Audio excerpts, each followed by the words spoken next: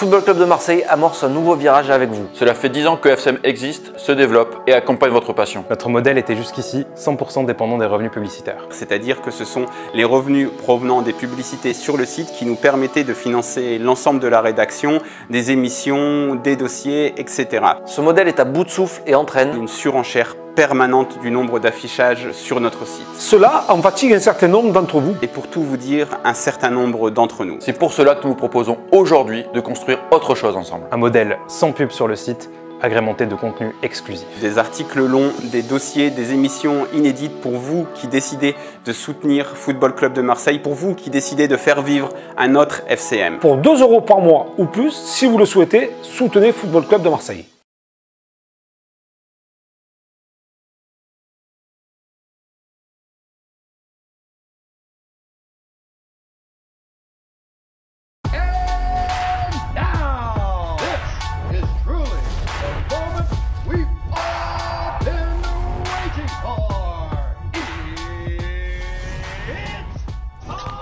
Salut à tous et bienvenue dans Débat Foot Marseille sur Football Club de Marseille, l'émission au fighting spirit irlandais assez impressionnant avec, là, il est là, Jean-Charles de Bonneau. Ça va Jean-Charles? Ben, ça va bien, merci. Ah oui, là, ça va très bien même. Ah ouais, Ah oui, là, c'est la belle performance, tout va bien. On est aussi avec un ami à toi. Ah, un très bon ami de longue date. Eh oui, de très longue date. Et des amis de longue date, il n'y en a pas beaucoup. Hein. Il ne nous en reste pas beaucoup, donc celui-ci, c'est un vrai ami. Robert Nazaretian est là, avec nous. Bonjour. On a le plaisir de t'accueillir, c'est vraiment très sympa de t'avoir. Ah ben, ça me fait plaisir aussi. Jean-Charles, c'est un vieux compagnon. On a quasiment tout vécu à l'OM ensemble. Donc il m'a appelé, je suis venu avec volontiers. Il n'y a pas de problème pour lui faire plaisir. On rappelle que tu es vice-président de l'association OM. Voilà. Depuis 1995. Depuis combien? 1995. Ah oui. un peu de temps quand même. On t'en a vu passer des jeunes joueurs parce que l'association, ça gère notamment la formation olympienne. Oui, voilà, oui. J'ai la formation et même quand je suis revenu à l'OM en 82, je jouais, je chapeautais, notamment Jean-Charles, Dimeco, Coé et tous ces grands joueurs. José, Anigo, Hérault, Mérieux, bon, tout le monde, tous ces petits qui sont passés donc, depuis 82. C'est une vie d'Olympien, quoi. Je suis olympien. Ah ouais. Comme Jean-Charles, on a deux Olympiens. On est vraiment 2 Olympiens, mais je pense que lui, il est rentré avant moi. J'ai signé ma première carte de l'OM, j'avais pas le temps l'âge de licence. jouer. Non, la carte de l'OM en 64. Oui. Ah oui. 1964. Ouais. J'avais pas l'âge de jouer encore. Quel âge? 66 ans. Peut-être qu'on le dit pas. Non, mais à l'époque. À l'époque, oui. J'avais 8 ans, 9 ans. Ah oui, d'accord. Ouais. Ah oui, t'es rentré à l'OM à 8 ans. Voilà, ouais. Ah lui, l'Olympien. Mais parce qu'avant, il n'y avait pas ça commençait en pupille. Donc il n'y avait pas de poussée en fait. Il n'y avait pas les poussées. Il y a eu 6, 7, 8, là on s'en sort plus. Ça n'existait pas, mais nous on commençait en pupille. D'accord. Ouais. Et toi Jean-Charles, à quel âge? Moi je suis arrivé en 75-76. T'as pris 15 ans. 15 ans. 16 ans, je suis rentré au club à 16 ans en fait. Et j'ai signé mon contrat aspirant. Tu es arrivé tard toi alors? En cadet. En cadet?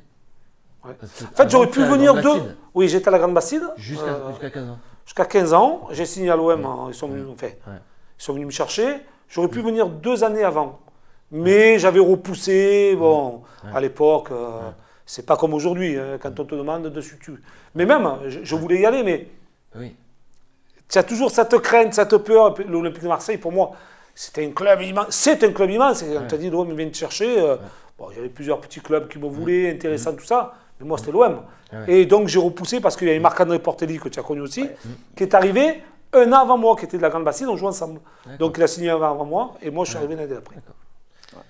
Voilà, on fait un film sur les minots, je ne sais pas si tu es au courant, mais toute cette histoire, on va la retracer.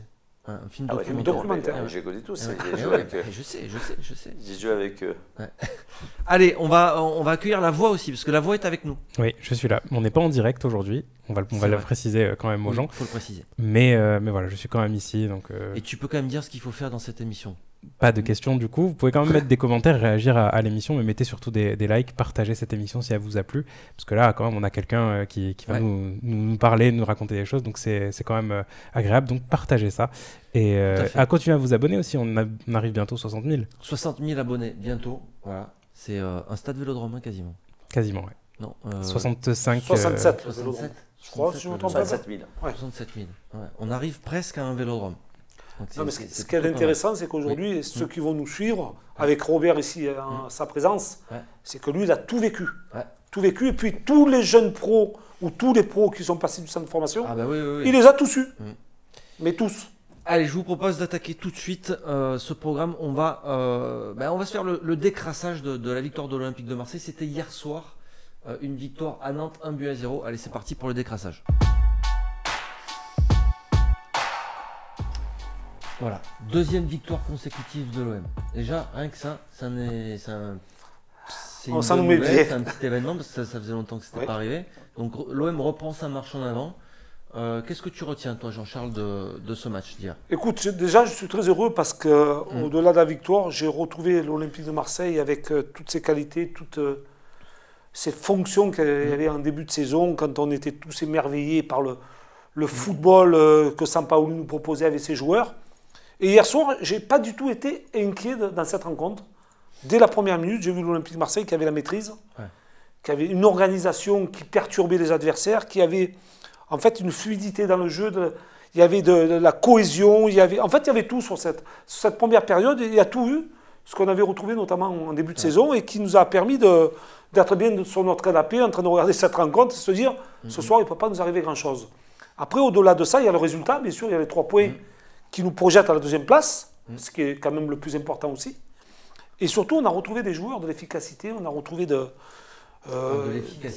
l'efficacité, notamment pour un joueur qui s'appelle Gerson, qui avait marqué un but contre Saint-Etienne, mais qui a marqué hier le but de la victoire. Mais je l'ai retrouvé dans l'efficacité technique, dans l'efficacité d'orientation du jeu, dans sa prestation globale, ce qui a permis d'avoir des relations entre les lignes et surtout une association avec Payet qui était formidable.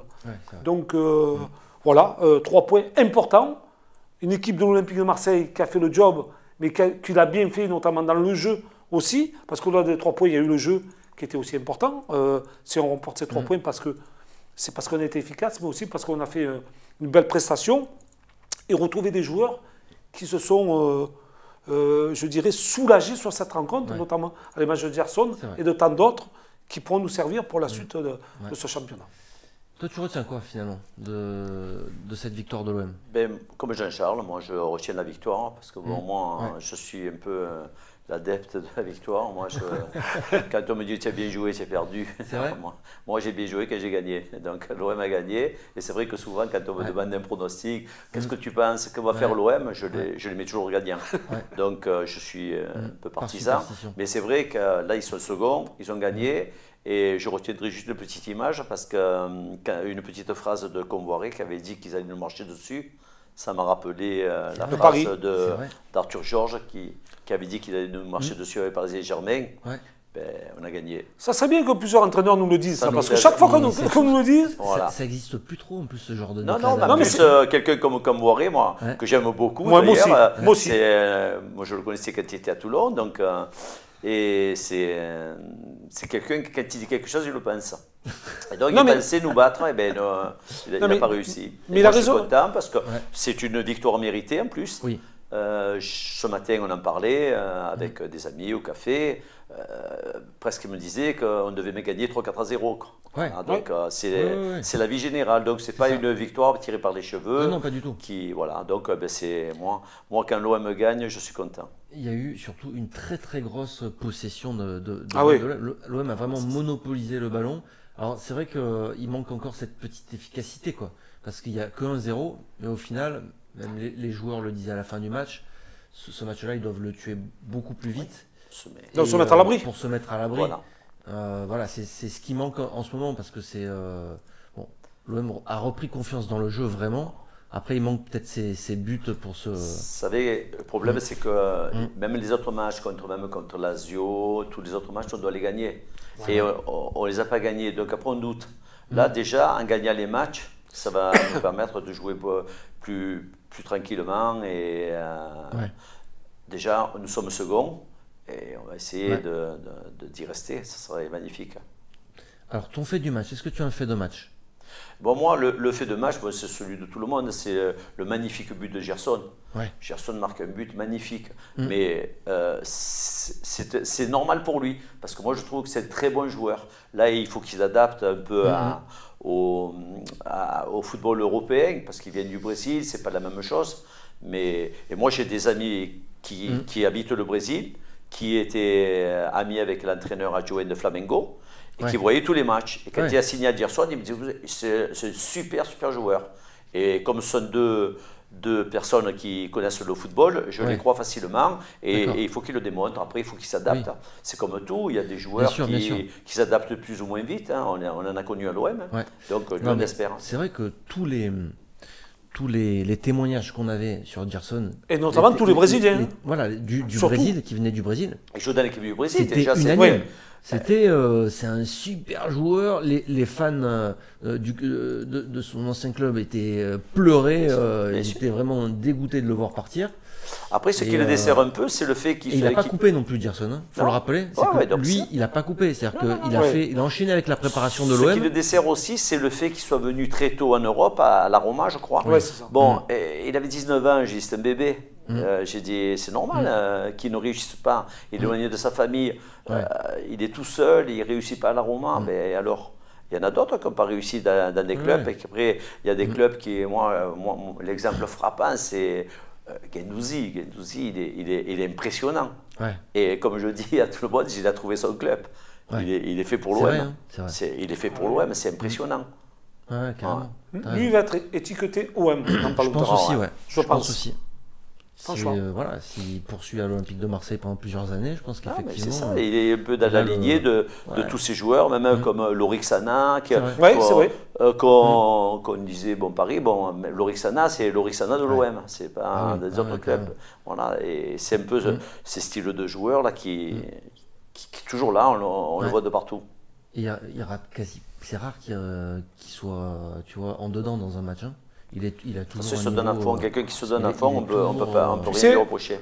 Je pense qu'il est un peu moins bien. Mais même quand il est un peu moins bien, il est jamais mauvais ce joueur. Mais tu sais pourquoi des fois il est un peu moins bien? Parce qu'il donne tellement sur une rencontre, il a tellement d'activité que quand il est un peu moins bien physiquement, parce que lui c'est quand même, techniquement il n'a pas de problème, mais l'énergie qu'il met dans une rencontre, quand il y a un petit peu moins d'énergie, notamment dans le rôle où il joue, moi je connais un peu ça parce que je jouais un peu ce rôle-là, un petit peu plus bas, où la qualité première était de beaucoup courir, de récupérer. Mais quand tu es un peu moins bien physiquement, ou tu as un peu moins d'énergie, on te dit, ouais, il a fait un match moyen. Mais oui, un match moyen, c'est important. C'est-à-dire que tu es toujours à la moyenne. Tu n'es pas en bas. Tu comprends? Donc, c'est-à-dire que si tu es moyen pendant 2-3 matchs, qu'après tu es bon, quand tu regardes son bilan en fin d'année, tu te dis, oula, lui, l'efficacité, quand même, son rendement sur le terrain, il est plus qu'au moyen. J'ai presque à me dire qu'il est bon, mais sur 38 rencontres. Voilà. Alors, ton fait de match rapidement? Alors écoute, mon fait de match rapidement, moi j'aurais pu mettre Gerson parce que c'est vrai que la prestation, on a vu évoluer Gerson, mais j'ai envie de dire le système. Le système sans numéro 9. Tu vois, c'est ce qui a perturbé une nouvelle fois les adversaires, notamment Palois qui fait ses erreurs et qui se fait expulser. Ça, c'est un fait de match. C'est un fait de match parce que par intermédiaire, par séquence de jeu en fait. Un coup, tu avais Payet devant, un coup, tu avais Gerson. Et ça, c'est un fait du match qui perturbe. Et par moment, tu n'en avais pas. Donc, les deux défenseurs centraux, perturbés par le jeu, perturbés par leur placement. On a retrouvé tous ces mouvements du début de saison. Et ça, je trouve que c'est un fait important dans une rencontre. Et c'est ce qui nous avait d'ailleurs surpris en début d'année. Et qui, hier soir, une nouvelle fois, nous a remis dans le Et on a beaucoup parlé ici du rôle de Rongier. Ah ouais, ça c'est... Ces derniers mois, Rongier était beaucoup plus défenseur que milieu de terrain. Et là, hier soir, il était beaucoup plus milieu de terrain. On le retrouvait vraiment dans le cœur du jeu aussi. Et ça a son importance. Camara qui fait un match énorme. Oui, mais alors énorme, tu vois, juste pour parler de Rongier, parce que je pense qu'on n'en parle pas assez de Rongier. Ouais, je pense aussi, c'est vrai. Tu vois, c'est un joueur formidable. C'est un joueur qui s'adapte très bien au schéma tactique de son entraîneur et qui n'a jamais rechigné aux efforts, qui est capable de se repositionner latéral, notamment quand on a la perte du ballon, on ne se retrouvait pas à 4 derrière. On se retrouvait à 5 avec Camara, qui venait rejoindre les deux centraux qui se retrouvaient au milieu. Donc, le couloir droit a été pris par Rongier. Après, en deuxième période, quand il y a eu l'expulsion de Palois, on a retrouvé le Rongier dans le milieu de terrain. parce qu'on avait un joueur en plus sur le terrain. Et là, on a vu toute son importance et toute cette qualité qu'il pourrait mettre dans l'entrejeu aussi pour aider ses partenaires. D'accord. Allez, on va vite avancer. Man and Merguez of the match, ton homme du match, Gerson, toujours. Ben, l'homme du match, pour moi, c'est lui. Bon, il fait gagner. Et, en plus, il le fait de façon très brillante. Dans le jeu, il a été bon. Son but est beau. Mais oui, le but est beau. Après, bon, il y en a beaucoup. Comme tout à l'heure, Jean-Charles l'a dit, Camara, Guendouzi, Rongier. Bon, Payet. On ne gagne pas des matchs tout seul, donc on n'a pas été mauvais. Parfait. Man of the match. Moi, je mets Gerson parce qu'on l'a souvent critiqué aussi. Oui. Et quand il fait cette prestation, il faut aussi le mettre en avant. Je pense qu'aujourd'hui, il faut qu'il soit au devant de la scène parce que toutes les critiques qu'il a subies, tout ce qui lui est tombé sur la tête, c'était pas facile à supporter tout ça. Parce qu'on attendait tellement, on a beaucoup parlé de son transfert. Il faut dire ce qui est. Tout le monde en a parlé, toutes les radios, toutes les télés, tous les médias en parlaient. Aujourd'hui, Gerson a été très bon et je pense qu'il a lancé sa saison hier soir. On espère. Merguez of the match. Il n'y en a pas. Zéro Merguez. Zéro Merguez. Je trouve que l'ensemble de l'effectif a été très bon. La cohésion a été très bonne. Bravo à tous. Merguez, moi non plus, j'en vois pas trop de Merguez hier. Après, tu peux dire qu'il y en a un qui a été légèrement moins bon, mais c'est pas une Merguez. Non. C'est pas pour moi, il n'y a pas un joueur, si tu dois noter un joueur sur 10, de 0 à 10, il n'y a pas un joueur qui est au-dessous de 6. Bon, Nantes, on n'a pas trop vu le ballon à part les 20 dernières minutes. Non, mais c'est la gestion. C'est pour ça que tu peux dire qu'aujourd'hui, l'OM a trouvé un système qui lui convient bien, mais surtout qui perturbe l'adversaire. Parce qu'il y a eu quoi sur cette rencontre? Au-delà des 45 premières minutes où tu mènes, ou alors tu as une maîtrise totale, mais totale, hein, parce qu'on n'a pas vu du tout Nantes, même si Nantes revient en deuxième période avec un peu plus de volonté d'essayer de revenir au score et tout, mais il y a eu la gestion dans cette rencontre. L'OM a beaucoup moins couru que les autres, mais il y a eu la gestion après, technique. On n'a pas parlé de ça, mais il y a eu une expulsion aussi côté. Oui, mais c'était un défait du match. J'en parle pas parce qu'on était moins bon. Presque. Souvent, quand les équipes sont à 10, comme disait Jean, c'est vrai qu'elles se surmotivent et c'est encore plus difficile à jouer. C'est pas un ingrédient qui se vérifie. Alors, messieurs, on va regarder les résultats des concurrents rapidement aussi, comme ça on passe ensuite à l'avant-match. Le calendrier, voilà. Alors, Monaco qui s'est imposé, Paris qui a fait match nul contre Nice, et Lyon. Alors, Rennes qui a perdu, donc bon résultat pour l'OM. Lyon qui s'est incliné à la dernière seconde, mais vraiment à la dernière seconde, il y avait match nul, ils prennent un but en toute fin de match. Et Clermont-Lens aussi match nul. Donc ces 3 points-là, toi qui es un adepte de la victoire à tout prix, là quand on voit le résultat des concurrents, Marseille fait une sacrée opération. On a gagné 2 places. Déjà, c'est mathématiquement, c'est seul second. On va voir le classement. Montre-nous le classement. L'OM qui est second. Avec un match de retard. Avec un match de retard, ce que j'allais te dire. Un match de retard, et quand on voit la position de Lyon... Tu leur mets 7 points dans la tête. Oui, mais c'est... De toute façon, comme je dis, l'OM, c'est... On ne doit pas regarder les autres. On se regarde nous. Et non, bien sûr. Je ne vois pas pourquoi on va regarder les autres. Mais ça, c'est dans l'état d'esprit de Sampaoli, déjà, de pas regarder les autres. Ça, c'est alors... Sampaoli, mais même plus l'esprit marseillais. Les Marseillais ne regardent pas les autres. On se regarde soi-même. Si on gagne, ils ne pourront pas nous rattraper. C'est ça. C'est certainement. Ils peuvent faire ce qu'ils veulent. C'est pas besoin de la peine de regarder les autres. C'est certainement la plus belle journée du championnat qui nous rapporte autant de places et autant de points vis-à-vis des concurrents directs. Parce que Rennes perd, Lyon perd, Nice fait match nul. Bon, à Paris, Angers perd aussi. Tu as seul Monaco, tu as Lens qui a fait match nul. Et encore qu'on ne voit pas Lille qui a battu Rennes. Mais voilà, tu imagines qu'avec un match de retard déjà, sur le 4e, tu as 2 points d'avance, ce qui peut te permettre de mettre Nice à 5 points. Si tu récupères ces 3 points, ce qui serait logique. Mais je pense que c'est une journée... On peut aussi la récupérer sur le terrain. Comment? Oui, en le rejoignant. Tu parles même si... Ben oui. Non, mais bon, il faut qu'il y ait une sanction lourde qui tombe, qu'à un moment donné, on fasse l'exemple, parce qu'on ne s'en sortira plus. Quoi. Sinon, si moi je vais dans un stade, je vais supporter l'OM, à la 85e, on est mené 1-0, on est à Lille, je jette une bouteille, on arrête le match à rejouer. Vu que c'est Lyon, j'ai du mal à y croire que ça se passe comme ça. Et juste pour revenir sur Lyon, Lyon, ont les jambes qui tremblent. Ah ouais, là, il Parce commence à avoir que la pression. chaque fois qu'ils mènent à 5 minutes de la fin, c'est sûr qu'ils sont comme ça. Ils ont la tremblote. Alors, ce qui se passe dans leur tête, je ne sais pas.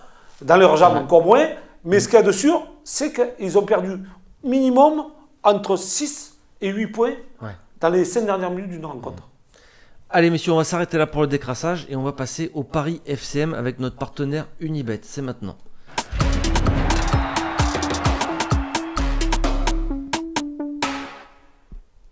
Les paris FCM avec notre partenaire Unibet. Ouais, on enchaîne vite parce que ça rejoue déjà samedi 17h au stade Vélodrome, l'Olympique de Marseille qui reçoit Brest. Une équipe en forme, on va le voir tout à l'heure dans l'avant-match. Mais, mon pari sécure, il est là, par là, tac, là, OM. Et plus de 1,5 buts, ça c'est pour faire un peu monter la cote, parce que sinon la cote de l'OM, elle est juste la cote OM, elle est, je crois, autour de 1,50. Donc voilà. On va la voir juste après. Tu t'es pas... d'accord. Donc 1,85. Voilà, 1,85, victoire de l'OM et plus de 1,5 buts dans le match. C'est quoi ton pari sécure? C'est OM, tout court. Voilà, pari sécure.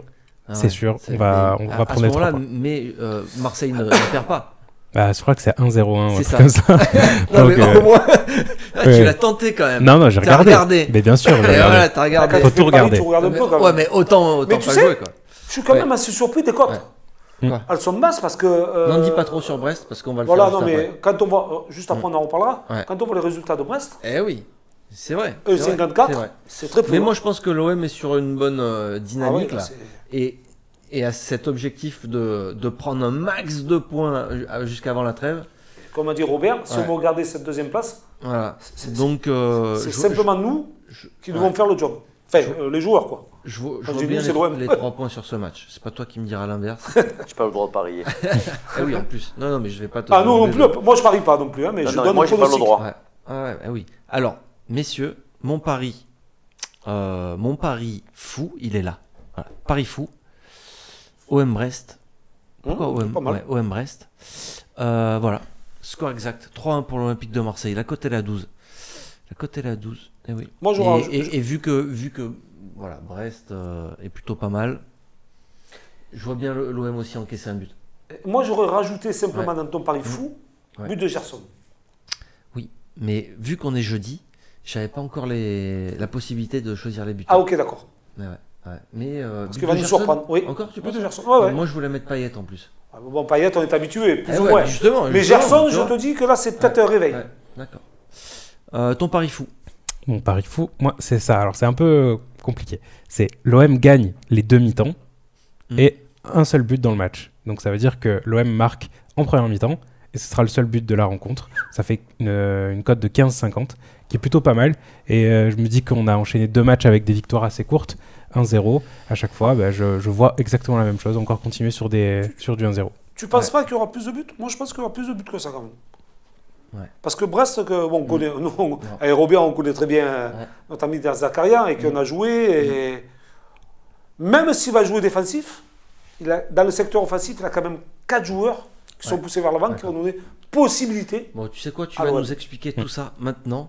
N'oubliez pas, le pari sécure, chaque semaine, chaque week-end, pour gagner de l'argent, c'est penalty pour Lyon. Voilà, l'avant-match, Olympique de Marseille qui reçoit Brest. Déjà, l'info sympa, principale, c'est qu'il y a le retour des supporters. Au stade. C'est primordial, je pense. C'est vrai. Pour les footeux. C'est à huis clos, les matchs à huis clos, c'est pas la folie, quoi. C'est un petit football. Tu t'entraînes, en fait. Voilà. Donc là, déjà, il y aura l'apport du public pour l'Olympique de Marseille. C'est un élément important. Surtout à Marseille. Ouais, surtout à Marseille. Qu'est-ce que tu peux nous dire, toi, sur Brest? Écoute, déjà, la première des choses, ce qui est assez remarquable côté brestois, c'est que cette équipe, en 7 rencontres, elle n'a pas perdu. Ouais. Ah non, mais elle a fait 5 victoires. 5 victoires consécutives. Et 2 matchs nuls. La meilleure équipe du championnat. C'est-à-dire que si le championnat a commencé à 7 rencontres, ils sont premiers. C'est vrai. Même pas Paris est devant. Ça. Donc, à te dire la qualité quand même que Der Zakarian a menée, sur le plan défensif ou sur le plan offensif, c'est une équipe, on ne va pas dire qu'elle est très joueuse, mais elle a 4 joueurs offensifs qui sont pas mal du tout. C'est vraiment une équipe qui a cette force de frappe dans les moments difficiles pour l'adversaire. C'est-à-dire que les 4 attaquants, bon, même si hier ils ont marqué sur penalty, les 4 attaquants, quand il y a la faiblesse chez l'adversaire, c'est peut-être là où ils vont taper fort. Ouais. Et après, costaud défensivement, rigoureux dans l'entrejeu, avec 2 récupérateurs qui ne bougent quasiment pas. Il n'y a que les milieux latéraux, les 2 sur les côtés qui montent. Bon, je ne vois pas très bien la compo, mais en fait, quand on voit Mounier devant, le doigt rond, ça c'est des super joueurs. Il y a bien sûr sur la gauche, c'est Honora, voilà. Et Fèvre qui a marqué ce penalty. Ce sont des joueurs qui offensivement, quand le jeu est offensif, ils participent à 4. Quand il y a la perte du ballon, ils se repositionnent exactement comme il y a la compo là. C'est-à-dire que Fèvre et Honora viennent se repositionner sur les couloirs et ça coulisse constamment. C'est-à-dire qu'il y a une position de repli pour la récupération en aidant les 2 milieux récupérateurs axiaux. Et là, ça permet d'avoir une défense très costaud. Donc voilà, ça c'est la qualité de Brest. Méfiance. Méfiance, c'est une équipe qui va certainement, dans l'euphorie d'aujourd'hui, peut-être se livrer un petit peu plus qu'elle se livrait en début de saison. Parce qu'il y avait changement d'entraîneur, il fallait gagner des points. Aujourd'hui, elle est en milieu de tableau. Et en plus, elle a la confiance des résultats. Donc ça peut être avantageux pour l'OM. Avantageux pourquoi? Parce que ça va donner la possibilité, parce qu'ils vont être libérés, arriver libérés au Vélodrome, et ça arrange. Tu as craint, toi, cette équipe de Brest et de Derzakarian, que tu connais bien aussi? Derzakarian, c'est un ami, bon, mais en étant l'OM, on ne doit craindre personne. Moi, c'est ce que j'ai toujours dit. Voilà, j'ai toujours dit ça. Moi, je regarde l'OM. Je ne regarde pas les autres. Parce que c'est, on l'a vu, c'est une je regarde l'OM, que ce soit Paris Saint-Germain, en forme du moment, quoi. Non, mais ça fait rien, c'est pas grave. Paris Saint-Germain, c'était l'équipe en forme en Europe. On doit les battre. Donc, moi, je suis olympien. Donc, je ne regarde pas les autres. Brest, bon, logiquement. Ça devrait passer pour Marseille, surtout quand on voit la prestation d'hier. Si c'est équipe en forme, ça reste Brest. Tu as une équipe qui a retrouvé aussi de la confiance du côté de l'OM. De la cohésion. Gagner ces matchs de Reims, ça peut que donner de la confiance. Oui, Ce qu'il y a d'intéressant sur cette rencontre, ce qui peut être intéressant sur cette rencontre-là, c'est qu'il y a 2 équipes qui se rejoignent au même moment dans la qualité de jeu. C'est-à-dire que Brest, comme je te disais, 5 matchs, 5 victoires consécutives. Tu as l'OM, 2 victoires d'affilée, qui arrive avec un match hier à Nantes, qui a été super bon, où on retrouve Gerson, où on retrouve Payet, où on retrouve Guendouzi, où on retrouve quasiment tout le monde. Camara qui a été très bon, le petit de la Fuente qui a été bon aussi, Harit qui a été bon quand il est rentré. Tu vois, on arrive à un moment où peut-être les 2 équipes sont dans leur meilleur niveau. Donc ça peut permettre d'avoir un match explosif et donner à l'Olympique de Marseille. On va voir comment Brest gère ce match-là. Mais c'est bien. Ils sont là juste pour attendre, bloquer et après piquer en contre. On le sait qu'on a toujours été dans la difficulté quand les équipes défendent très bas, qui se regroupent, te bloquent. Tu vois, donc c'est dur pour tout le monde de gérer des blocs. Absolument, oui. Mais là, je pense que ça peut être le bon moment pour piéger cette équipe brestoise. Quel 11 pour l'OM? Parce que là, il y a une vraie interrogation du coup. C'est de savoir si on rejoue avec Milik ou pas.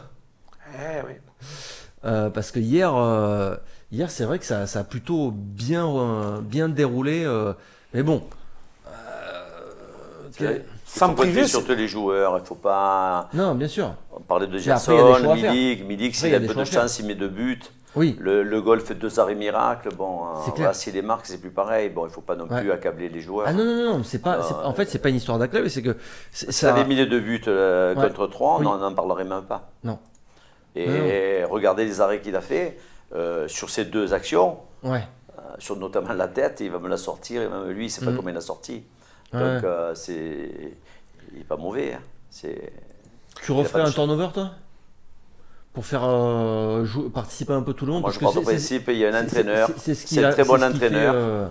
Il sait ce qu'il fait, il connaît les joueurs mieux que quiconque. Donc quand il fait un turnover, il ne le fait pas n'importe comment, il n'envoie pas les pièces en l'air. Donc il les voit et il discute avec eux, bon, comme tout entraîneur responsable. Alors, ce qu'il y a de sûr, c'est qu'en parlant juste de Milik, c'est qu'il ne veut pas le perdre aussi en route. Tu comprends? Si tu ne le fais pas jouer, que ton équipe gagne, il va que... Même s'il a de l'expérience, hein, tout joueur doute. Tout joueur doute. Il a été blessé, il revient, il marque un peu moins. La qualité du joueur est indéniable. C'est un super joueur. Ça, on peut pas lui lever. C'est un grand attaquant. Aujourd'hui, peut-être qu'il marque un petit peu le bas, comme tout joueur dans le monde entier. Tu as des hauts, tu as des bas. Et ça, tu peux rien y faire. Maintenant, ce qu'il y a de certain, c'est que cet effectif olympien, et notamment sur la rencontre d'hier, et c'est le premier match de début de saison, c'est quand elle a joué avec Payet dans un faux rôle de numéro 9, et Gerson hier soir en 9,5, on a perturbé l'adversaire. Mais il ne faudrait pas que ce soit une obsession de se dire, en jouant que comme ça, on va être quasiment sûr de gagner et on va éliminer Milik. Moi, mon et le perdre. C'est que quand tu as la chance d'avoir un attaquant de cette dimension-là, voilà. Il faut que tu t'en serves. Il faut que tu t'en serves. Oui, il faut que tu t'en serves. Et que l'équipe soit. Voilà, l'objectif, c'est que l'équipe soit aussi, voire plus performante. Avec un joueur comme ça. Tu vois. Et c'est là où je rejoins. Et c'est là où je rejoins Robert. Et après, attends juste, Milik, il est capable aussi de décrocher. Absolument, absolument. Donc pourquoi ces mouvements-là, on ne les aurait pas aussi avec lui? Oui. Mais peut-être parce que Milik, aujourd'hui, il a peut-être un léger petit doute de finition ou de malchance. Ouais. Donc, et comme ceux qui jouent dans un rôle différent, ça marque et ça te fait gagner les 3 points, dans toute la tête, tous les joueurs gambergent de toutes choses. Tu vois, c'est comme ça. C'est bien d'avoir plusieurs systèmes aussi. Oui. Et puis surtout pour les adversaires. Milik, voilà. L'entraîneur, comme je vous ai dit, l'entraîneur, il est connu mieux que quiconque et c'est ce que j'allais dire. Il sait qui il faut mettre. La preuve, ça lui donne raison, les seconds. Oui, bien sûr, bien sûr. Et il y a aussi. C'est là où j'allais rejoindre Robert, c'est-à-dire que l'entraîneur, on le voit tous les jours. Ses effectifs, tous ses joueurs, s'il a des petits bobos, s'ils n'ont pas petits bobos, s'ils ont bien dormi, pas bien dormi. Il y a une gestion à avoir, et d'autant plus que Milik a été longtemps blessé. Il a enchaîné pas mal de matchs. Donc peut-être qu'il faut aussi de temps en temps le ménager pour pas que ça repète. Oui, absolument. Donc il y a aussi ce genre de paramètres à prendre en compte. C'est pour ça que je te dis. Quand tu es longtemps blessé, et puis ça revient pas comme ça. Tu sais, quand tu as tout le temps marqué des buts toute ta vie, c'est pas du jour au lendemain que tu vas plus en marquer. Tu peux avoir un passage à vide, ça, je veux bien le croire, parce que ça arrive à tout le monde. Mais tu ne peux pas du jour au lendemain ne plus voir les cages d'en face, quoi. Tu vois, ça n'existe pas, ça. Un buteur reste un buteur. Il y a un autre joueur qui a enchaîné 2 matchs, là par contre c'est en défense, c'est Alvaro. On n'a pas vu trop venir ça. Non. Alvaro qui jouait pas du tout en début de saison. C'est marrant parce que d'abord il y a eu Balerdi, après il y a eu Thierry Tatsar, et maintenant c'est au tour d'Alvaro. Les 2 autres ne bougent pas trop. Ben, ça prouve que l'entraîneur les connaît bien, puisque chaque fois il en tire le maximum.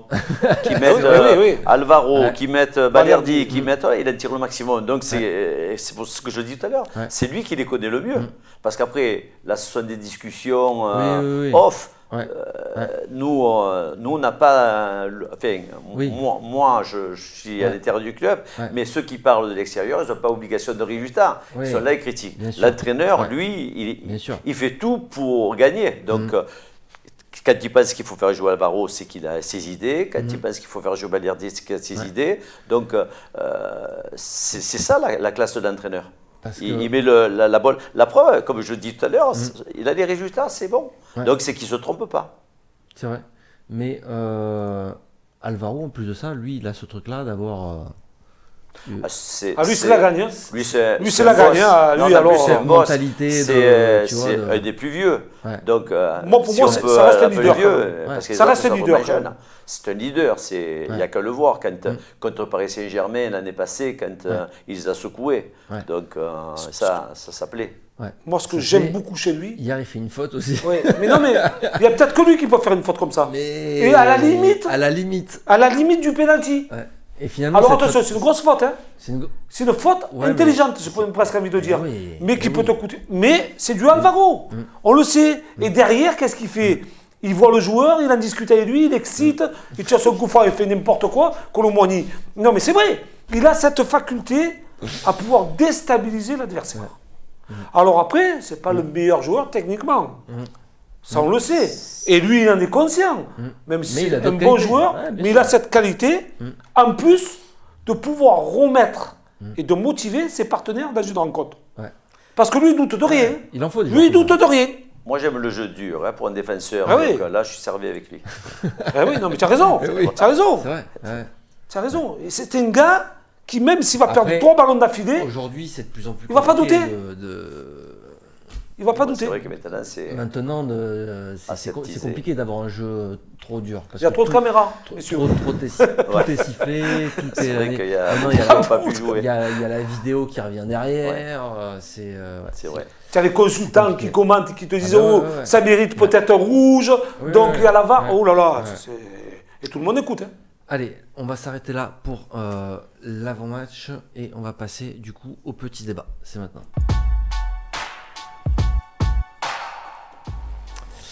Le petit débat sur la formation. Ouais, on va profiter de t'avoir un petit peu pour parler de comment ça se passe au centre de formation. D'une chose qu'il connaît très bien d'ailleurs. Ah ben oui.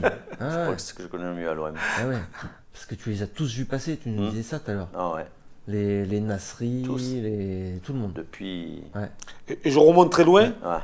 Les Eric Murat. Qui a fait la Ligue des Champions, Dimeco, Mérieux, Hérault. Je les ai vus gagner à Gambardella, je les ai vus. Flamini, et tout le reste. Ça c'est vraiment. Il y en a. Mais il y en a beaucoup, parce que chaque fois on fait la liste des joueurs. Et des Pancho. Pancho, ça va. On fait la liste chaque fois de ceux qui jouaient et il y en a beaucoup. Pour un club qui forme personne, on en forme quand même pas mal. Mais nous, on avait fait aussi un... Sans oublier Nasri. Ouais, on l'a dit. On avait fait un article il y a quelques années déjà de ça sur la formation de l'OM. Ben, quand McCourt est arrivé à l'OM, et on avait listé un petit peu tous les joueurs marseillais de la région. Mais en fait, ils sont quasiment tous passés par l'OM, les meilleurs. Ouais, bien sûr. Marseille n'a quasiment raté aucun des top joueurs... De la région, les Nasri, etc. Tu vois, Flamini, c'était tout ça, quoi. Et Ayou, Camara, qu'on a fait venir, avec ceux de la région, mais. Oui, voilà. Mais Ayou, quand même, qui ils sont venus parce que c'était l'OM. Parce que les pères étaient identifiés OM. Abedi. Sinon, si Abedi, il n'a pas mené à Lille. Il a joué à Lille, très gros joueur marseillais, top joueur, n'est pas passé par le. On va pas parler de Zidane, ok, mais c'est une autre époque, ça. Ouais. Mais ils sont quasiment tous passés par là, quoi. Il faut pas remonter non plus trop loin. Mais... Enfin voilà, c'était une aparté. Comment toi tu vois un petit peu la formation olympienne ces dernières années avec les changements qu'il y a eu, avec Nasser Largué aussi, que tu connais bien. Ah oui, je connais très bien, et je m'entends super bien avec lui, c'est quelqu'un vraiment de génial. On a une bonne pioche avec lui, c'est vraiment un top. On a eu un top. C'est vrai que les entraîneurs aussi qui sont au centre de formation sont très performants. Ils tirent le meilleur de nos jeunes. Et c'est vrai qu'après, c'est le passage le plus difficile, c'est de passer du centre chez les pros. Et pourquoi? Parce qu'il y a beaucoup d'exigences en pro. Il y a beaucoup de joueurs, si c'est joué dans des clubs moindres, ils joueraient plus facilement en pro qu'ici. Parce qu'en plus ici, il faut jouer devant les 60 000. Il faut avoir le mental. Et souvent, c'est ce qui fait la différence. C'est vrai que la partie compliquée, c'est cette fameuse passerelle qu'il peut y avoir entre la formation et le pro. Comment tu passes de l'un à l'autre, sachant qu'il y a cette obligation de résultat qui est hyper forte. Non, mais dernièrement, on en avait 3 dans l'équipe. C'est ça. Il y avait Bouba, il y avait Maxime Lopez, il y avait Perrin qui jouait, et il y en a d'autres qui auraient pu jouer aussi, comme le petit Roquia, le petit Ake. Mais Ake, il n'a pas été formé chez nous. Il est venu. Non, mais il était au centre. Oui, il était au centre, oui, puisqu'il jouait à 17 ans, 19 ans. Après, il y a le petit Roquia, le petit Chabrol, le petit Abdallah, Bala. Il y a quand même de bons joueurs qui jouent tous dans des clubs pro. Donc, après, nous, on les forme. Après, On peut pas faire ils ne peuvent pas tous jouer à l'OM. L'idéal, bien sûr, ce serait d'avoir 11 Marseillais, mais ce serait impossible. Là, on l'a eu une année quand il y a eu les minots. Il a fallu qu'il y ait une catastrophe. Oui, il y a eu une catastrophe, sinon peut-être qu'on était... Voilà, non, mais tu sais, alors ce que je voulais dire justement sur le passage, à l'époque, nous, c'était la 3e division et la 1re division, c'est qu'on avait ce petit avantage par rapport à aujourd'hui, sur la pression, c'est qu'on arrivait à faire des matchs d'ouverture au Vélodrome de l'équipe professionnelle. C'est-à-dire que la tension du Vélodrome, la pression de ce stade quand tu sortais du tunnel, parce que quand tu as 16 ans, 17 ans, que tu joues en 3e division, que tu sors du tunnel, tu te dis, il y a que des... Parce que là, il n'y avait que des stars qui jouaient. Nous, on arrivait, personne ne nous connaissait, tu sors de là. Et tu commences à jouer devant 10 000, 5 000, et puis en deuxième mi-temps, fin de deuxième mi-temps, 20, 30 000, tu as moins de pression. Aujourd'hui, ils ne ressentent plus ça. Ils jouent au campus. Et moi, ce que je dis aussi, c'est un manque, ça. Nous, on joue en 3e division, c'est-à-dire sur le national de maintenant. Il n'y avait qu'une division qui séparait. Il y avait la D2 et les pros. Là, maintenant, ils sont en 4e. Et il y a certains clubs qui sont tombés, qui jouent en 5e division. Donc c'est vrai qu'il y a un grand écart aussi. Ça, c'était un passage, tu vois, un peu plus facile pour nous. Et il y a beaucoup plus de jeunes. Pourquoi ça ne se fait plus d'ailleurs? Pourquoi tout le monde a arrêté? C'est pour la qualité de la pelouse. Non, c'est pas qu'on a arrêté, c'est de quoi? C'est la Ligue qui a arrêté ça. De faire les matchs... de levée de rideau? De levée de rideau. Alors déjà, il y a une chose, et il y a une autre chose aussi, c'est que quand on fait une levée de rideau, le club adverse, normalement, il encaisse une partie. Donc, quand vous jouez devant 60 villes, c'est un club de quartier qui vient jouer contre nous. je crois que c'est ça. Il y a ça, il y a il y a le terrain. Voilà. Ça, c'est vrai qu'aussi, s'il y a un match avant, on va abîmer la pelouse. Déjà que les pelouses, maintenant, il faut que ce soit des billards. On va pas. Si chaque fois il y a 2 matchs, ça va être un désastre. Alors l'équipe phare va jouer sur un terrain plus mauvais que l'équipe réserve. C'est pas normal. Et c'était bien parce que le public apprenait à te connaître déjà. C'est-à-dire tu comprends, il connaissait nos noms. Non, mais c'est pas que les noms. Parce que les noms, on les connaît. Mais ils connaissaient déjà ton jeu, ton poste. On ne les connaît pas. On ne connaît pas les joueurs. Les gens connaissent les noms de tout ce qui sont au sein. Il y a tellement de médias maintenant. Mais par contre, ils n'ont jamais vu jouer. Ils ne savent pas comment ils sont. Alors des fois, ils se disent, tiens, lui, il est bon, mais ils ne l'ont jamais vu jouer. Est-ce que c'est gênant, ça, justement, un petit peu la surmédiatisation des jeunes joueurs? C'est ce qui a changé dans le football. Football moderne. Les jeunes ont des agents à 12, 13, 14 ans. C'est pour ça. Parce qu'avant, on n'avait pas d'agent. L'agent, tu l'avais quand tu étais pro. Mais c'était tout. Maintenant, tu n'avais pas d'agent, tu n'avais pas d'argent. D'ailleurs, oui. Après, c'est toujours pareil. Les agents, ils sont là s'ils servent à quelque chose. Et puis d'entendre à chaque fois, oui, lui, ça va être une pépite. Les pépites. En fait, il y a des pépites de tous les côtés. Mais ça aussi, c'est les agents, Robert. Non, mais c'est ça. Les agents, ils te montent un joueur en disant, ouais, il a fait ça, nanani. Il a une sélection. Ça dessert les joueurs, ça, tu penses? Moi, je pense aussi. Moi, je pense qu'il y en a certains qui passent à côté à cause de ça. Et nous, on a eu l'expérience, donc il y a des joueurs qui sont passés à côté parce que les agents voulaient laissez-les jouer, c'est un plaisir. Comme je dis aux jeunes, moi quand je leur parle, vous jouez au ballon. Vous n'avez pas travaillé au ballon, vous jouez au ballon. Jouez au ballon. Amusez-vous. Après, si ça doit venir, ça vient. Ça viendra. Non, mais c'est sûr. Parce que, comme je dis, signe pro, stagiaire, stagiaire, pro, Et puis Robert, il y a, toi, tu vas peut-être nous le dire aussi, en fait, nous l'expliquer. Les joueurs à 16 ans, ils signent pro. Dès qu'ils ont... À partir de 16 ans, ils ont le droit de signer pro. C'est pas qu'ici, c'est de partout. Non, mais je veux dire, ça a été l'évolution.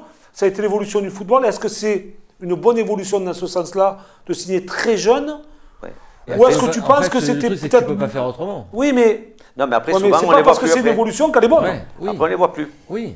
Voilà, c'est... D'ailleurs, quand on parle avec les anciens, quand on parle entre anciens, et il y en a dans le staff de l'OM, il y a des anciens pros comme Philippe Paziani, qui sont des internationaux, tous les entraîneurs, ils ont tous joué en pro. Avant, on était pro parce qu'on jouait en pro. Maintenant, on est pro parce que tu as signé un contrat. Parce que tu as signé un contrat pour ne pas perdre le joueur, et des fois, c'est pas sain. C'est pas sain. Parce que le petit, se prend pour un pro. Et les jeunes, ils sont tous gentils. C'est tous l'entourage qui souvent fait du mal. Après, quand ils sont des des gens qui les conseillent bien, parce qu'il y en a aussi, hein, il n'y a pas que des... les agents, ils ne sont pas tous pourris, hein, non, au contraire. Il y en a qui sont super bien. Hein. Heureusement. Non, mais heureusement. Mais c'est vrai que c'est...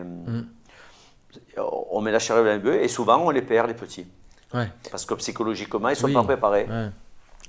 C'est comme quand on regarde dans d'autres domaines, dans la chanson, dans le cinéma. Bon, des fois, on voit déjà, après, on ne les voit plus. Parce qu'ils ne... Regardez les téléréalités quand il y a les chanteurs, là, Danse avec les stars, les chanteurs, là, voilà. D'un coup, il faut une liste, après, on ne les voit plus, Star Academy, tout ça. Après, on ne les voit plus. Pourquoi? Parce qu'ils ne gèrent pas la pression, parce qu'ils ne sont pas préparés. Et les jeunes, pareil, quand ils ne sont pas préparés, ils croient parce qu'ils ont signé à 16 ans ou 17 ans. Et qu'ils sont passés par la télé. Ils sont prêts. Non, ils ne sont pas prêts. C'est comme je dis, moi j'ai toujours dit, même quand je jouais, le meilleur contrat, c'est le deuxième contrat pro. Le premier, c'est... Voilà. Après, le deuxième confirmation, contrat pro, voilà. Le premier, c'est une récompense de ce que tu as fait. Tu es là, tu es pro, tu es content. Bon, comme je dis, tu passes ton bac. Et après, tu confirmes et tu rentres en faculté. Et voilà, c'est toujours pareil. Comme je dis, quand on rentre en faculté, on est en première année, deuxième année, on ne passe pas de la première à la cinquième année. Après à côté, oui, bien sûr, si c'est Maradona, lui, il est passé même de la maternelle à professeur agrégé. Non, mais c'est vrai. Mais après, il y en a. D'ailleurs, ceux qui... Nous, on va parler des jours normaux, on ne va pas parler des stars. C'est sûr que si tu t'appelles Maradona, Zidane, Platini, tu n'as pas besoin. Il y a encore que Platini, on a dit qu'il était inapte au football. Donc, mais sinon, ils doivent suivre leur cursus et après, c'est comme ça qu'ils durent. Moi, je voudrais savoir une question, Robert. J'en profite, tu es là, pour que les gens qui nous écoutent sachent un petit peu comment ça se passe. L'évolution au centre de formation. L'évolution, pourquoi? Moi, mon image que j'ai, ce que je vois, ce que j'entends et ce que tu expliques, c'est qu'il y a eu une évolution ces dernières années de vouloir remettre à la tête des équipes de jeunes, des ex-pros ou ex-internationaux. Et là, je pense au retour de Djibril Cissé, de Touafilou Maoulida. Ces joueurs-là que vous avez récupérés dans la formation, qui ont un respect et une connaissance du football. Quand les jeunes joueurs se trouvent en face d'eux, il y a cette barrière et cette force de frappe de ton entraîneur en disant si tu ne fais pas ça, tu risques d'avoir des ennuis pour ta carrière. Et ça, c'est une évolution que vous avez voulu mettre en place peut-être aussi. Oui, ça oui, mais après, tu as cité deux joueurs qui jouent à l'OM. Oui, il y a Jean-Claude Giointini aussi. Donc, les joueurs qui jouent à l'OM, ils connaissent la mentalité de l'OM, donc c'est bien qu'il y en ait comme ça. Après, il ne faut pas voir que ça. Nasser Largué ne jouait pas à l'OM, mais lui, c'est ce que je te dis aussi. C'est le top. Quand je vois par où il est passé, il est estimé de partout. De partout, il est estimé. Donc, à un moment donné, c'est qu'il a des qualités. Et après, lui, il s'adapte aussi au football olympien. Voilà, comme je dis souvent, c'est pas parce qu'on n'est pas né à Marseille qu'on n'est pas Marseillais. Je prends toujours l'exemple de Boli. Boli, il n'est pas né à Marseille, il est Marseillais. Papin, il n'est pas né à Marseille. On dit Papin de Marseille, on ne dit pas Papin de Milan ou du Bayern de Munich. On dit Jean-Pierre de l'OM. Et je ne parle même pas de Dimeco qui sont... c'est moi qui me suis mal exprimé dans la question. En fait, c'est vrai que j'ai dit il y a des anciens pros que jouent à l'OM. Ce que je veux dire, c'est que vous avez mis que des anciens pros à la tête des équipes. Et notamment Largué, Giointini, Flachez, qui n'est pas de Marseille, Anziani. Non, mais après, ils ont les diplômes. Parce non, que, mais il faut avoir les c'est diplômes bien aussi. que ce soit des anciens pros qui soient là. C'est pas... Je ne veux pas dire que ceux qui n'ont pas été pros ne sont pas bons. Loin de là. Non, mais il y a des contre-exemples. Il y a des contre-exemples. Quand tu prends Mourinho, quand tu prends... non, mais je suis d'accord. Ferguson, qui a été pas un grand joueur, d'après ce que j'ai compris. Mais bien sûr qu'il y a des contre-exemples. Tu as eu Perrin, qui n'a jamais été pro. Voilà. Donc, on ne peut pas dire qu'il y ait vraiment de règles. Après, c'est comment il est perçu par ses joueurs. C'est ça. Parce que moi, je sais que mes entraîneurs, tous les entraîneurs que j'ai eus à l'OM, bon, ils m'ont tous apporté quelque chose. Même quand j'ai joué, que j'étais en pro, tous mes entraîneurs m'ont apporté quelque chose. Donc, c'est pour ça qu'il n'y a pas de type même. On ne peut pas dire, lui, il va être bon. Peut-être qu'on pense qu'il va être bon et ça ne marche pas.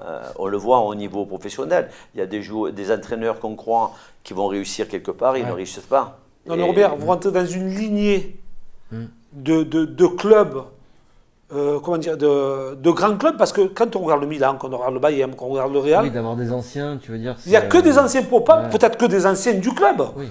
Mais c'est quand tu vas au Bayern, de l'âge de 10 ans, et toutes les catégories au Milan aussi. Ça, c'est une philosophie. Eux, sont que les anciens du Bayern. Et là, vous avez su prendre aussi ce virage-là. Oui, mais après, il faut prendre un peu le bon, un peu de partout. Oui. Quand on va non, mais c'est ce que je te dis.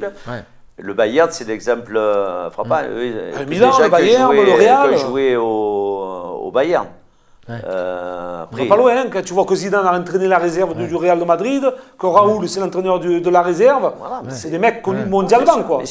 C'est des champions du monde. Après, ce sont des pédagogues. Parce mais que je suis d'accord. Oui, on ne prend pas juste des gens. On ne prend pas la personne parce qu'elle a joué à l'OM ou parce qu'il faut que ce soit des entraîneurs. Il faut qu'ils aient le diplôme déjà. Il faut qu'ils aient le diplôme et il faut qu'ils soient compétents. Bien sûr. Alors, est-ce que les supporters, selon toi, sont un peu trop durs avec les jeunes Marseillais? Je pense à Maxime Lopez, à Camara. Est-ce qu'on a tendance à être trop dur, encore plus dur avec nos jeunes... Les supporters? Ouais, je trouve de temps en temps qu'on est un peu trop dur. Enfin, moi en tout cas. Non, on en attend plus, mais... Qu'on donne moins de crédit aux jeunes Marseillais qu'aux autres, mon non, c'est général. Non, c'est général. Moi, je pense par exemple aux jeunes Perrin. Perrin, oui. Il y avait beaucoup de gens qui disaient, on va prendre... moi, je le soutenais à fond. Je disais Perrin, il a des qualités, il faut le faire jouer, etc. Il a joué, il a réussi, il joue à Strasbourg, il est titulaire, donc c'est bien. Mais après... c'est pas le supporter. Le supporter, il regarde quoi? Il regarde celui qui joue bien. D'ailleurs, on en parlait tout à l'heure. De Gerson, il s'est en train de le critiquer. Mais tel il a marqué, ils ne le critiqueront plus. Quand Perrin a commencé à jouer, j'ai jamais entendu une critique sur lui. De la part des supporters. Il dit... Mais en fait, je pense pas que c'est exactement ça que tu voulais dire. De recruter un mec au-dessus, supérieur, machin. Si, Perrin, moi, les gens voulaient pas. Non, mais ce que je voulais. Enfin, j'ai très bien compris ta question. En fait, c'est-à-dire, quand Perrin ou Waké jouait à l'époque, quand il a loupé 200 pour le connerie ou un dribble, on va être beaucoup plus dur avec lui qu'un exemple, Luis Enrique. Tu vois, parce qu'on l'a payé 8 millions, parce qu'il faut lui laisser le temps, parce que c'est un étranger, il faut qu'il s'adapte, qu'un jeune du centre de formation en disant ouais, il a fait sa formation à Marseille, il connaît le club, il doit s'imposer de suite. Non, je pense qu'il faut laisser autant de crédit, je dis une bêtise, à Ake ou à Perrin ou à Pérez ou à Lopez ou à tant d'autres que Luis Enrique, que De La Fonte, Indiz, moi je pense aussi que Under, pardon, voilà, tu vois, c'est... Les supporters, les gens en général, d'ailleurs, c'est pour ça que les gens aiment bien le mercato.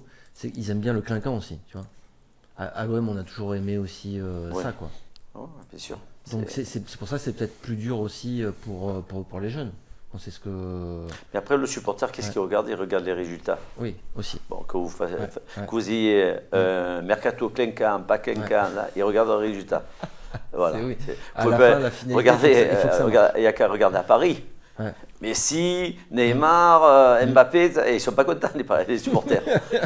Voilà, pourtant, c'est les trois joueurs les plus chers du monde. Il ne manque plus que Ronaldo, et voilà, ils prennent Ronaldo, et ils ne sont pas contents. Eh bien, voilà, parce qu'ils ne se regardent pas, ils n'ont pas de beau jeu, ils sont comme tous. Les supporters marseillais sont comme les autres. Et en plus, moi, j'estime au contraire que les supporters marseillais comprennent le football. Ils connaissent le football. Moi, je les connais tous, puisque les ai vus se former à l'époque. Moi, c'est de valeur ajoutée, le supporter. Moi, j'aimerais jouer. Moi, je joue devant ces supporters-là, je serais meilleur que ce que j'avais été. C'est pour ça qu'il ne faut pas le voir comme ça. Moi j'ai jamais entendu les supporters critiquer les jeunes quand ils jouaient. Au contraire, c'est content qu'ils jouent. C'est pas qu'ils critiquent, c'est qu'ils sont moins impatients en fait, de voir la qualité du joueur marseillais. C'est comme les autres. Rappelle-toi quand Chris Waddle est arrivé, ils ont dit qui c'est celui-là au début. Et voilà. Et après, quand il a flambé. Après, Robert, moi je suis fervent de la formation. Non, mais moi je te dis, moi je ne pense pas que les supporters soient indifférents. Est-ce que tu peux nous parler de l'arrivée de Dieng aussi? Ah, le Dieng, ouais. Lui, il est venu de Djamba parce que depuis que M. Macourt est arrivé, on essaie d'élargir, ils essaient de proposer autre chose. C'est vrai qu'il y en a beaucoup qui travaillent au club, notamment même les recruteurs. On a des dossiers de recrutement qui est pas mal, ils connaissent tout le monde. Et il vient de Djambar. Et il était venu pour jouer avec la réserve. L'OM qui a un partenariat, ça, avec Djambar. Avec Djambar, oui. D'ailleurs, il y a Christophe Chentreuil qui s'en occupe aussi, qui est là-bas maintenant. Ah bon? Ouais. Avec le fils de Bernard Rodriguez. Voilà, donc ils sont là-bas. On a pris Gay pour jouer là et il a flambé chez les pros. Voilà, donc voilà l'exemple type. Le gars, il est allé chez les pros, il s'est imposé, ben, tout le monde l'aime. Et en plus, c'est un garçon adorable. Ouais, c'est ça, c'est ça. Ouais. Ah oui, moi je trouve que c'est... Lui, alors moi j'en parle souvent, je trouve que lui, c'est vraiment le joueur d'avenir. Ouais. Mais vraiment. Il a des capacités physiques exceptionnelles. C'est dingue, hein. Mais ça a été vérifié. Capacité exceptionnelle. Sa détente, sa frappe de balle. C'est vrai? Mais tous les ballons de la tête, il les prend. Vraiment, scientifiquement, tu parles là? C'est les tests, ça. Avec des tests. On fait des tests, attendez, on n'est pas là à la ramasse au centre. Hein. On est, quand on regarde, on nous prend pour des. On nous prend pour. Non, mais des on dirait les centres, des sous-fifres. Mais on fait des choses que personne ne fait. On a des gens spécialisés dans le club, à tous les niveaux, et on est performant. Il ne faut pas croire que... Et lui le disait aussi, il disait, attendez, vous allez voir, j'ai un super jeu de tête et tout, machin. Puis la vitesse, la puissance. Dieng, le coup de rein qu'il a. Moi, la puissance, déjà sa puissance de démarrage, tu vois, le sprint là. Et puis, tu as vu la frappe de balle, la dernière qui me Tout à l'heure, on parlait de Djibril Cissé, c'est Djibril Cissé. Hein. Ah ouais? Il a le même jeu que lui. Hein. C'est vrai. C'est vrai. J'avais pas fait le... Et puis bon, autour de tout ça, il y a quand même de grands joueurs. Mané, je ne sais plus qui c'est qui en parlait là dernièrement au Sénégal aussi. Mamadou Niang qui en parlait, qui disait, croyez-moi, c'est un joueur d'avenir. Ça sera un grand joueur. Je veux dire, les mecs, ils n'annoncent pas des noms comme ça. Ils ne vont pas dire tout et n'importe quoi sur Dieng. Si c'est un joueur bidon. Je pense que là, c'est quand même des joueurs de qualité internationale, même connus internationalement, qui peuvent parler d'un joueur comme ça et qui te disent certaines vérités sur lui. Donc, il faut aussi croire un petit peu tout ce que disent les anciens grands joueurs et des joueurs actuels, Mané aussi, qui en parlaient, que Dieng est un bon joueur. Donc, ils ne le disent pas pour faire plaisir aux gens. Ça, quoi. Tu le vois vite. Hein. C'était Edouard Mendy aussi qui en parlait. Edouard Mendy aussi qui en parlait. C'est le gardien sénégalais qui est avec lui en sélection. Je veux dire, voilà quoi, le gars il arrive en sélection, de suite il s'impose en sélection. Ouais, donc l'OM va chercher des joueurs comme ça maintenant dans d'autres académies, via des partenariats. Et je pensais aussi au jeune Targaline aussi, non? Tangarline, lui il vient du Maroc. Oui, très très bon joueur. Très très bon joueur. D'ailleurs qui apparaît souvent sur la feuille de match avec les pros. Oussama, Il a fait des déplacements. En plus, très très bon joueur, et ce qui me plaît, c'est que ce sont des très très bons gars. Ce sont des gars, et ils sont attachants. Voilà, moi ça me plaît. Après, qu'ils soient bons, qu'ils soient pas, ils soient déjà, mais en plus ils sont bons. Voilà. On risque de le voir, tu penses, franchir des paliers lui? Il a la possibilité, techniquement, mais il y en a d'autres, il y en a plein d'autres qui sont bons. Parce que nous, c'est vrai qu'on a une équipe très jeune de réserve. Comme on ne peut plus encadrer avec des anciens, parce qu'on ne peut pas faire de contrat amateur, donc on est très jeune. Il y en a beaucoup, et puis il y en a petits qui montent. Bon, je ne vais pas les citer pour ne pas l'oublier et pour ne pas favoriser un ou deux autres. Bon, mais il y en a pas mal. Non, mais c'est bien de voir aussi que l'OM va chercher via des partenariats ailleurs aussi, tu vois. Donc il y a ce travail-là qui est fait avec les clubs. De toute façon, c'est simple, dans la formation, il faut prendre tout ce qu'il y a de meilleur à Marseille. Il faut essayer de prendre tout ce qu'il y a de meilleur à Marseille. C'est ce qu'on fait avec ces projets Championship, tout ça qu'on a. Bon, on travaille aussi même avec Jean-Christophe Marquet chez les plus petits encore, avec ce tournoi, la Champions Cup. Donc, c'est Jean-Christophe Marquet. Il y a Laurenti qui travaille avec lui. Donc, on a quand même les tout petits. Après, on a notre projet avec les Next Génération. Et donc, ça balaye tout ce qui est en local. Et après, s'il y a des très bons quelque part, si on peut prendre un ou deux de temps en temps, ça ne fera pas de mal. Messieurs, je pense qu'on va s'arrêter là. C'était sympa de t'avoir avec nous. Franchement, tu reviens quand tu veux. Non, moi, ça me fait plaisir. Avec Jean-Charles, on se refait ça un jour, quand vous voulez. lendemain de victoire de préférence, parce que sinon c'est... C'était pas prévu, hein, c'était pas prévu si elle avait la victoire ou pas. Robert il a dit de suite oui je viens, et en plus il m'a appelé hier. Oui. Charles m'a appelé hier, il m'a dit tu viens, mais je savais même pas ce que j'allais faire. Mais moi, donc c'est Romain, il m'a appelé, j'ai dit oui Charles, je sais qu'il va pas me mener un traquenard. Même si on est tombé dans des traquenards, mais là c'est pas un traquenard. Plusieurs fois, oui. On en a connu quelques-uns. Les déplacements périlleux. Ouf. Là, on craignait personne. Hein. Et des bagarres périlleuses aussi. On craignait personne, mais c'est vrai que c'était... Faut avoir du crâne, ça forge. Oui. C'est quoi en Corse? Des déplacements en Corse? En Corse, de partout, à Ajaccio, à Bastia, notamment. à Nîmes, à l'Est, à Martigues. De partout. À Reims aussi, non? À Reims aussi, de partout. De toute façon, l'OM est attendu de partout. L'OM est attendu de partout. Ah oui, non, mais c'est pour ça que... Tu vois, même avec les vétérans, ils veulent te battre. C'est vrai, c'est la vérité. On dit on court plus, mais ça fait rien. C'est pour ça que... C'est pour ça que l'OM, c'est un grand club, c'est pour ça qu'on l'aime. Oui.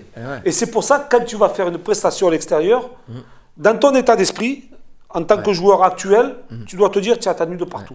Il ne faut pas dire, ouais, ils ont élevé leur niveau de jeu parce qu'ils jouent contre nous. C'est comme ça. Tu sais que l'OM, c'est comme ça toutes les rencontres. Juste pour terminer, et on revient sur le match d'hier, je ne sais pas si vous avez vu les images, mais dès qu'il y a eu but de l'OM, il y a la moitié du stade de Nantes. Oui, qui s'est levé. C'est vrai. Et d'ailleurs, les commentateurs disaient, oh, mais il y a des supporters marseillais dans le stade. C'est interdit en plus. En plus, c'était interdit. Alors, il faut simplement ça dire que comme Duprat, il était démoralisé. Pascal Duprat, quand il était à Toulouse, il était démoralisé, mais il y avait 20 000 personnes, il y avait 19 500 Marseillais. Ah, mais ça, c'est... c'est ça qui était venu. C'est Toulouse, encore, c'est bon. C'est non, mais ça fait rien. Non, mais c'est Toulouse, quand même. Il faut y aller à Toulouse. Oui, c'est vrai. À 6 heures, quand même. Ce qu'il faut se dire, c'est qu'en En Bretagne... plus, les supporters qui se levaient, c'était pas les gens de Marseille, c'était des gens de Toulouse. Oui. Non, mais c'est... Qui habitaient Toulouse. Et du côté de Nantes, du côté de la Bretagne notamment, il y a énormément de clubs, de sections de supporters. Ah oui, c'est ça. Là et le Nord. Et à Paris. Donc c'est pour ça qu'on retrouve souvent... Et ça chantait du aux armes et tout. Ah oui, ça a été... Si j'ai bien compris. Oh, à un moment donné, ils se disent, les Nantais chantent le ça, Vélodrome, mais ils chantent pas pour les Nantais. Il a changé le Vélodrome. Ils chantent pour les Marseillais. L'autre, il dit comment? Ah ouais, c'est... Bravo à tous ces supporters. Merci, tu reviens quand tu veux, c'était vraiment sympa, Jean-Charles. On se refait ça aussi dès que possible. Lundi. Allez, dès que ça passe. Lundi, ça peut être bien. Allez, à très bientôt sur Football Club de Marseille. Ciao, ciao.